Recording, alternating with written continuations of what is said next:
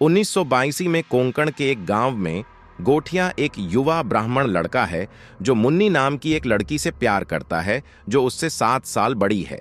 उसकी शादी किसी दूसरे आदमी से तय हो जाती है और गोठिया उस आदमी को जहर देने की कोशिश करता है लेकिन असफल हो जाता है। गोठिया की मां उसे पीटती है और डांटती है, कहती है कि उसे मुन्नी से शादी करने की इजाजत नहीं दी जा सकती। फिर एक जिद्दी गोठिया अपनी छोटी बहन गीता को घने जंगल चेटुकवाड़ी ले जाता है और एक पीपल के पेड़ के नीचे काला जादू करने की तैयारी करता है जिससे वह मुन्नी से शादी कर सके। वह एक अनुष्ठान के हिस्से के रूप में अपनी बहन की बलि देने का प्रयास करता है लेकिन वह खुद को बचाने में कामयाब हो जाती है और इस झगड़े में गोठिया का सिर पेड़ के तने से टकराकर मर जाता है। उसके शव का दाह संस्कार किया जाता है लेकिन चूंकि वह अपने उपनयन धागा समारोह से 10 दिन पहले मर गया था इसलिए वह मुंजिया नामक एक दुष्ट प्राणी में बदल जाता है और मुन्नी से शादी करने की अपनी इच्छा पूरी होने का इंतजार करते हुए पीपल के पेड़ पर भटकता रहता है। कई दशकों बाद पुणे में बिट्टू एक नम्र और डरपोक युवक है जो अपनी मां पम्मी के सैलून में हेयर ड्रेसर के रूप में काम करता है और कॉस्मेटोलॉजी में कोर्स करना चाहता है। वह अपनी दादी से बहुत प्यार करता है और उनसे बहुत जुड़ा हुआ है। उसके पिता की कई साल पहले मृत्यु हो गई थी लेकिन उसे कभी भी उनकी मृत्यु के पीछे का कारण नहीं बताया गया। वह अपनी बचपन की दोस्त बेला से प्यार करता है लेकिन कभी भी उससे अपनी भावनाओं को जाहिर नहीं कर पाया। बेला, जो विदेश से अपनी पढ़ाई पूरी करके लौटी है, एक झुम्बा प्रशिक्षक के रूप में काम करती है और उसका प्रेमी कुब्बा बिट्टू के सामने उससे शादी का प्रस्ताव रखता है जिससे वह दुखी हो जाता है। उसे अक्सर बुरे सपने आते हैं और उसी पीपल के पेड़ के दर्शन होते हैं जिसमें मुंजिया रहता है लेकिन वह इसके इतिहास से अनजान है। अपने चचेरे भाई रुक्कू की सगाई समारोह में शामिल होने के लिए बिट्टू अपने परिवार के साथ कोंकण में अपने पैतृक गांव में अपने पैतृक घर जाता है जो वही है जहां गोठिया रहता था।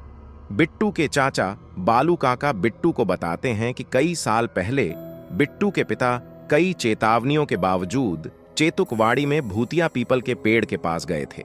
उनकी मृत्यु उसी स्थान पर हुई थी और माना जाता है कि उनकी मृत्यु के पीछे मुंजिया का हाथ था। यह जानकर बिट्टू हैरान रह जाता है और उसे दुख होता है कि इतने लंबे समय तक उससे सच्चाई छिपाई गई। वह सभी की चेतावनियों को नजरअंदाज करते हुए सीधे चेतुकवाड़ी की ओर चल पड़ता है। पीपल के पेड़ के पास पहुंचने पर बिट्टू पर मुंजिया द्वारा हमला किया जाता है जो कहता है कि वह अपने वंशज के आने का इंतजार कर रहा था। बिट्टू की दादी, जो गोठिया की छोटी बहन गीता है, मुंजिया पर उस बेंत से हमला करती है जिससे उनकी मां गोठिया को पीटती थी। इससे मुंजिया पीछे हट जाता है और दोनों भाग जाते हैं।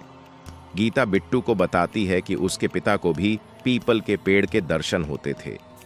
तभी मुंजिया उनके सामने प्रकट होता है, बिट्टू को अपने वश में कर लेता है और गीता को मार देता है।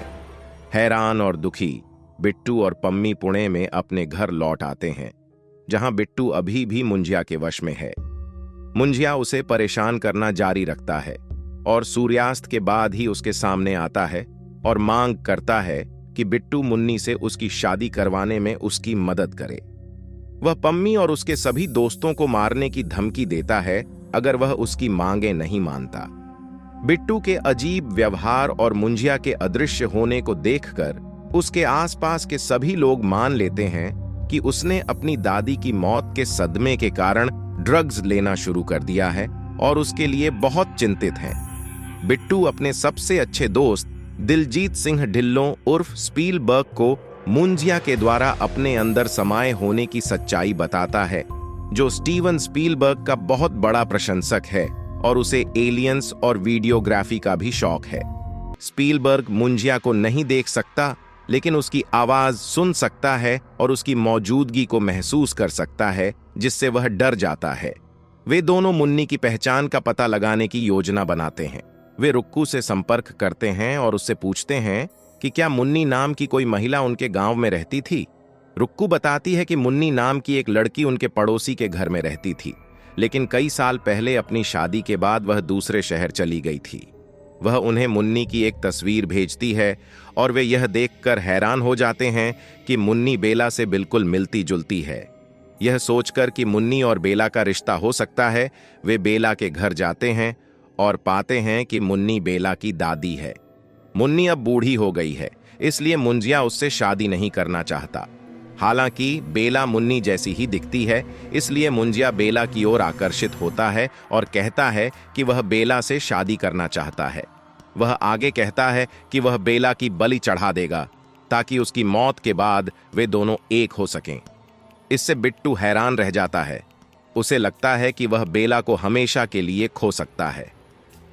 बिट्टू और स्पीलबर्ग एल्विस करीम प्रभाकर नामक एक भूत भगाने वाले से मिलते हैं और अपनी समस्या को हल करने के लिए उसकी मदद मांगते हैं। एल्विस उन्हें कुछ प्राचीन पांडुलिपियां दिखाता है और मुंजिया का इतिहास बताता है। वह मुंजिया से हमेशा के लिए छुटकारा पाने की एक योजना सुझाता है। उन्हें एक बकरी खरीदनी होगी और उस पर खून से एक प्रतीक बनाना होगा जिससे मुंजिया खुद को उसके शरीर में स्थानांतरित कर सके और एक भौतिक रूप प्राप्त कर सके। फिर उन्हें बेला की शादी बकरी से करवाने का नाटक करना चाहिए और शादी होने से पहले बकरी को मार देना चाहिए, जिससे मुंजिया हमेशा के लिए गायब हो जाएगा। वह उन्हें चेतावनी भी देता है कि बकरी के अलावा किसी और पर वही प्रतीक नहीं बनाया जाना चाहिए। बिट्टू और स्पीलबर्ग बेला को एक वीडियो शूट करने के बहाने अपने गांव लाते हैं, जिसमें पम्मी और एल्विस भी शामिल होते हैं, बाद वाला दूसरों को अपनी असली पहचान बताए बिना। वहां पहुंचने पर वे नारियल के पानी में शराब मिलाते हैं और बेला को पिलाते हैं। कुबा भी वहां पहुंच जाता है, जिससे बिट्टू नाराज हो जाता है। कुबा बेला को चूमने के लिए जंगल के पास ले जाता है, जिससे मुंजिया को जलन होती है। वह कुबा को घसीटकर जंगल में ले जाता है और उसके अंडकोश काट लेता है। कुबा को अस्पताल में भर्ती कराया जाता है, जिसके बाद रुक्कू भी मुंजिया को देखता है क्योंकि वह उसी वंश से है। बिट्टू, स्पीलबर्ग और रुक्कू फिर बालू काका की एक बकरी लेते हैं और नशे में धुत बेला को अपनी योजना को अंजाम देने के लिए चेतुकवाड़ी ले जाते हैं। वे पीपल के पेड़ के नीचे आते हैं और बकरी के शरीर पर प्रतीक बनाते हैं। हालांकि बेला भी नशे की हालत में अपने माथे पर वही प्रतीक बनाती है। मुंजिया फिर खुद को बेला के शरीर में स्थानांतरित कर देता है और उन पर हमला करता है। बेला की आत्मा बकरी के शरीर में स्थानांतरित हो जाती है और बकरी वहां से भाग जाती है। बाकी लोग भागने में सफल हो जाते हैं और यह देखकर चौंक जाते हैं कि बालू काका ने बकरी से मटन करी बनाई है। एल्विस वहां पहुंचता है और बेला के शरीर में मुंजिया के चारों ओर एक घेरा बनाने के लिए धन्य नमक का उपयोग करता है, जिसे वह पार नहीं कर पाएगी। वह कहता है कि बेला की आत्मा बालू काका के अंदर होगी और वे बालू काका के माथे पर प्रतीक बनाते हैं। हालांकि यह पता चलता है कि बेला की आत्मा वाली बकरी अभी भी जीवित है और बालू काका ने एक अन्य बकरी से मटन करी पकाई थी। बेला के शरीर में मुंजिया रुक्कू को बेवकूफ बनाकर घेरे को पार करने में सफल हो जाता है, जिसके बाद वह बालू काका और बकरी के सामने प्रकट होता है, जिस पर प्रतीक बना हुआ है। उनकी आत्माएं आपस में मिल जाती हैं। बेला और बकरी की आत्माएं वापस उनके शरीर में स्थानांतरित हो जाती हैं और मुंजिया बालू काका के शरीर में स्थानांतरित हो जाती है। मुंजिया फिर बेला को पीपल के पेड़ के पास जंगल में ले जाता है और उसकी बलि देने की तैयारी करता है। तभी गीता की आत्मा बिट्टू के सामने प्रकट होती है और उसे बेंत देती है, जिससे वह मुंजिया को हराने में मदद करेगा। बिट्टू फिर बेंत से मुंजिया से लड़ता है और पीपल के पेड़ पर प्रतीक बनाता है, जिससे मुंजिया पेड़ में स्थानांतरित हो जाता है। मुंजिया फिर पेड़ की शाखाओं का उपयोग करके उन पर हमला करता है, लेकिन वे पेड़ को जलाने में सफल हो जाते हैं और मुंजिया को हमेशा के लिए चला गया मान लिया जाता है। बिट्टू बेला के सामने अपनी भावनाओं को व्यक्त करता है, लेकिन वह कहती है कि वह उसे अपना सबसे अच्छा दोस्त मानती है और उसे खोना नहीं चाहती। बिट्टू समझ जाता है और कहता है कि उनकी दोस्ती हमेशा बनी रहेगी। स्पीलबर्ग और रुक्कू वीडियो शूट के लिए एक दूसरे के साथ काम करना शुरू करते हैं। जैसे ही पीपल के पेड़ की आत्मा बालू काका के शरीर में स्थानांतरित होती है, वह एक पेड़ की तरह व्यवहार करना शुरू कर देता है और एक पैर पर खड़ा होकर सभी से उसे पानी देने के लिए कहता है।